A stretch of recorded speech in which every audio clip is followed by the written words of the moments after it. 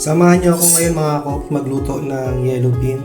Tinatanggal ko na yung pin kaya nagmukha siyang tulingan. So binali lang natin yung buntot niya. Yan para walang kate. Yun. Bali siya.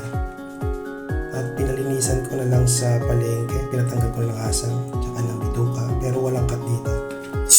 So hatiin lang natin siya sa gitna dito po. There you go. Para hindi masira yung isda natin.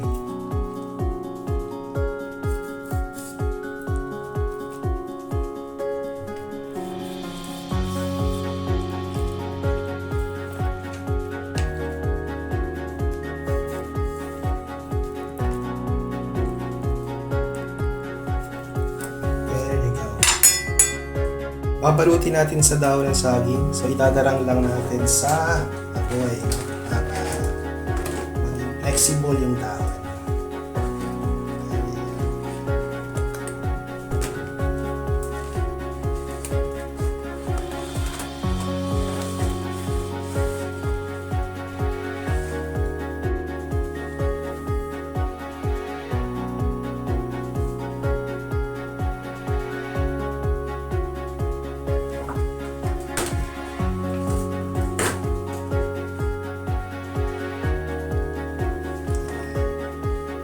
Malambot na yung dahon ng saging.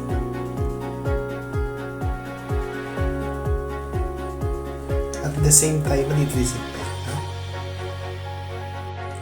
Asinan lang natin to mga kopi. Itong asin na ginagamit ko, hindi ganun kaalat. At lagyan natin ng paminta. Both sides. Sili na ba? Pasok natin sa loob. Ayan, no? Isa pa.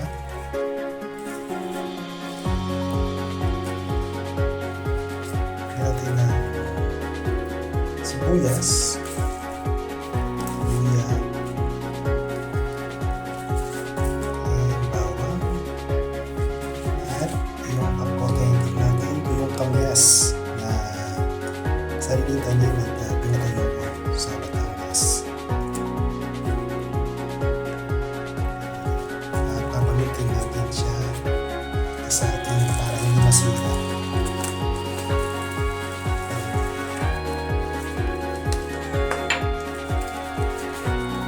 Yan lang kasi kaya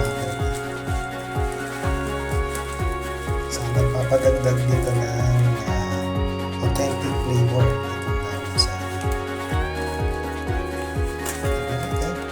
Gumagawa ng suman. Ito.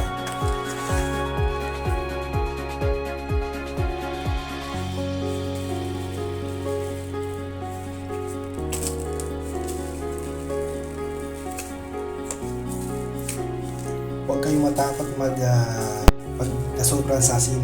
Kasi masarap yan pag nagpatis. Tsaka lalagyan natin pa naman ng gata later.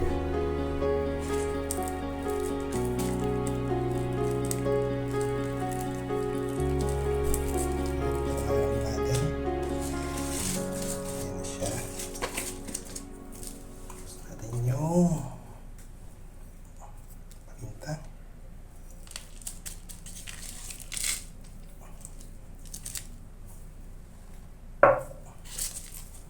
Massage natin. Ayan. There you go. It's really good. Tatlo lang kasi yung inabutan ko kanina sa palengke. So, tatlo lang yung ating gagata. Coffee.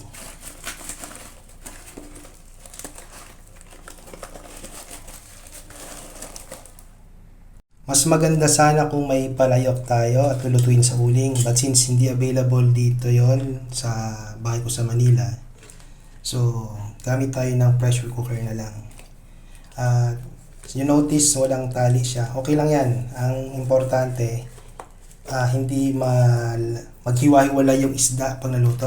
That's the purpose ng balat ng saging. Ayan, sana magkasya itong isa. Ayan, magkasya naman.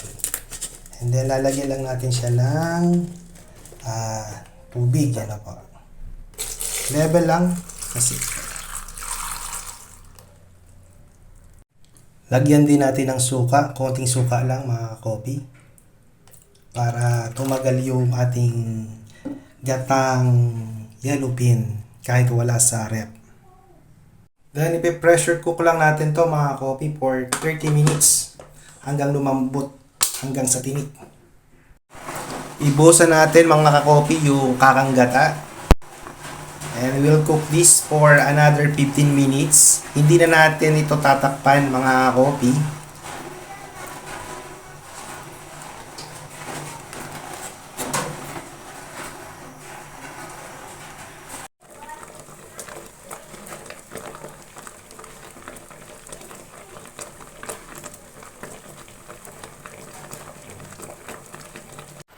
Ginataang yellow bean mga ka-coffee.